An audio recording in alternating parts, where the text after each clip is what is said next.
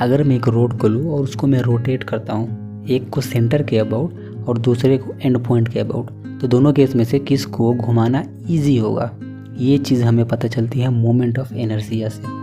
फिलहाल ये एक केस है जिसमें दो बॉल है, पिंक और येलो।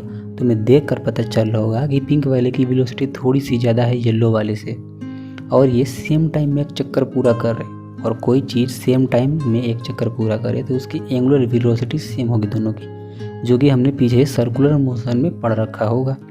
और हमें पता है kinetic energy half m v square होती है। तो यहाँ पे ओमेगा दोनों का सेम है और वेलोसिटी दोनों की अलग है, और वेलोसिटी होती है ओमेगा आर के इक्वल। तो ओमेगा सेम है तो वो रेडियस ही फैक्टर होगा जो कि वेलोसिटी को अलग कर रहा होगा दोनों के लिए। और अभी हम क्या करने वाले हैं, ये काइनेटिक एनर्जी इन दोनों पार्टिकल का लिखने वाले हैं। तो अगर इन दोनों पार्टिकल का हम काइनेटिक एनर्जी लिखे तो half m1v1 square plus half m2v2 square होगा। मास भी दोनों का अलग है और वेलोसिटी भी दोनों की अलग ही है। तो अब हम वेलोसिटी को ऊपर ओमेगा आर से रिप्लेस करते हैं। ओमेगा दोनों के लिए सेम है और आर दोनों का अलग है। तो यहाँ से हमें देखने को मिला ओमेगा r1 का होल स्क्वायर ओमेगा r2 का होल स्क्वायर। यहाँ से हम ओमेगा स्क्वायर को कॉमन ले लेंगे तो हमें ब्रैकेट में एक चीज़ देखने को मिलेगी m1r1 square plus m2r2 square. ये कई सारे पार्टिकल होंगे तो हम लिख लेंगे। तो इन्हीं ब्रैकेट की चीज़ को हमने आई लिख दिया और यही है मोमेंट ऑफ इनर्शिया।